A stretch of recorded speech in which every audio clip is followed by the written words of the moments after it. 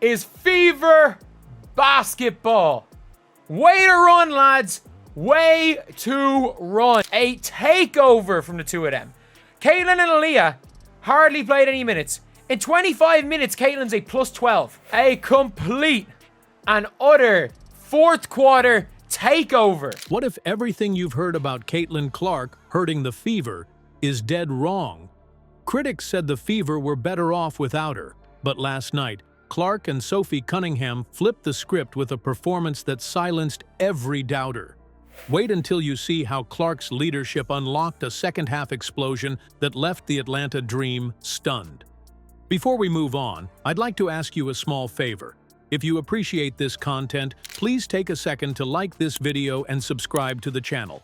Over 98% of you watch the videos without subscribing. It costs you nothing, but it makes a huge difference to us. So, did you click the subscribe button?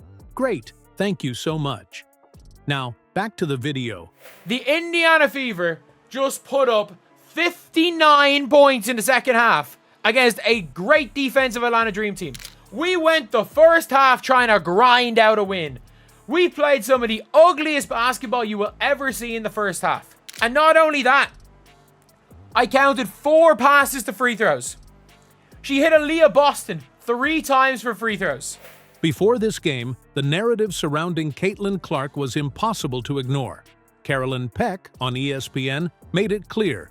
She thought the Fever might be better off without Clark. The reasoning, her play style. Some argued that Clark's dynamic scoring and relentless pace disrupted team chemistry. The Fever had recently faced struggles closing games, and critics were quick to pin the blame on Clark, saying she dominated the ball too much and stifled other players' opportunities.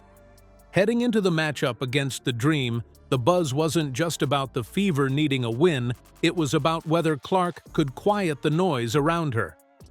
Right from tip-off, the tension was obvious. The Fever didn't look sharp early.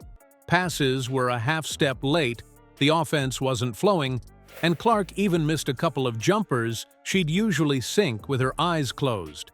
The Dream capitalized, pushing hard in transition and making the Fever work for every point. Fans heard Peck's words echoing louder with every misstep. This wasn't a blowout, but if you were watching closely, it felt like those critics might have a point. Because at the end of the day, Caitlin Clark, the system, is fun to watch. She can shoot bad. I don't care. Caitlin Clark was like plus 18 in the second half. She was plus 18 in the second half. She took over in the fourth quarter. Caitlin Clark was, if I'm not mistaken, -6 at halftime. Still, Clark didn't let up. By the middle of the second quarter, she started shaking off the slow start. She hit Aaliyah Boston with a pinpoint dime on a cut to the basket to give the Fever a spark. Then there was that moment where Clark drove the lane, pulled 2 defenders, and fired the ball across the arc to Victoria Vivians for an open look. Boom. Swish. You could feel the shift starting, but it wasn't enough. The Dream kept pace with their own hot shooting, and at halftime, the score said it all. A scrappy tied battle. Absolute takeover. An absolute takeover. She's pushing the floor. Everyone's moving. Everyone's running. They're all playing together. Why would you choose to take difficult shots when Caitlin forces the team to run? Everyone runs. Everyone moves. I do not care about shooting percentages. An aggressive Caitlin Clark frees up everybody. Here's the thing. If the doubters thought Clark couldn't adjust, they didn't see what was about to happen. Because whatever Clark said in that locker room, it worked. And when the third quarter began, suddenly it wasn't just Clark stepping up. With her leadership, Sophie Cunningham was about to steal the show. What if I told you the Fever dropped 59 points in the second half? Not only is that a season high, it's the kind of offensive explosion that leaves fans questioning if anyone can stop this team. At the center of it all, Sophie Cunningham. The chemistry between her and Caitlin Clark turned a tight game into a complete blowout. And trust me, it was something special to watch. I don't care. Caitlin's going to have good games. Caitlin's going to have bad games. I don't care. She's going to have good, bad shooting games. I don't care. She had some bad... She freed up Sophie Cunningham for shots. She freed up Aaliyah Boston to take over in the fourth quarter. She freed up she didn't free up Kelsey Minch. Well, Sophie Cunningham comes out. We need to adjust to Caitlin. Sophie Cunningham, plus 24. 16 points. The shift was immediate after halftime. Remember how neck and neck things were before the break? That all disappeared. Cunningham came out firing, and it was clear Clark had unlocked something in her game. The Dream's defense was scrambling, trying to contain Clark's drives, but every time they collapsed, she found Cunningham waiting, spotting up in the corner or waiting on the wing. One play summed it up perfectly. Clark drove into the paint, forcing two defenders to commit, and without hesitation, whipped a pass right to Cunningham for a wide-open three. She buried it. The Fever's offense opened like floodgates after that. Cunningham didn't just score, she dominated the glass, pulling down rebound after rebound, ending with an impressive 16 points and 10 boards. Her shooting was nearly flawless, knocking down 4 of her 5 three-point attempts. That's the kind of accuracy that leaves opposing teams helpless. A takeover from the two of them.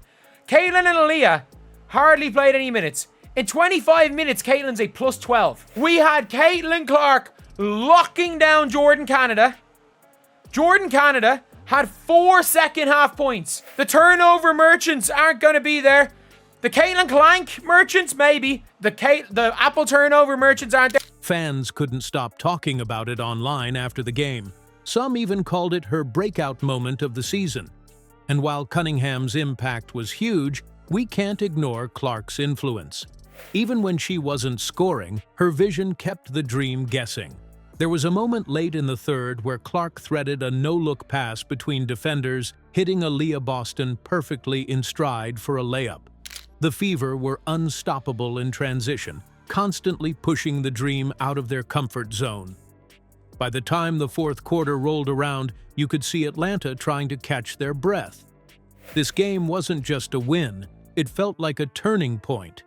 If Clark and Cunningham can keep this up, you've got to wonder, who's stopping the Fever come playoff time? The Fever's win didn't just silence critics, it completely flipped the narrative. Scoring 59 in the second half wasn't just a stat, it was a statement. Caitlin Clark proved she doesn't just elevate her own game, she makes everyone around her better. Sophie Cunningham's breakout showed exactly what this team can do when Clark is in control.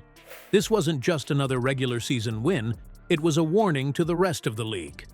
The Caitlin Clark Revenge Tour? It's just warming up. What do you think? Can the Fever ride this momentum to a championship? Let us know in the comments.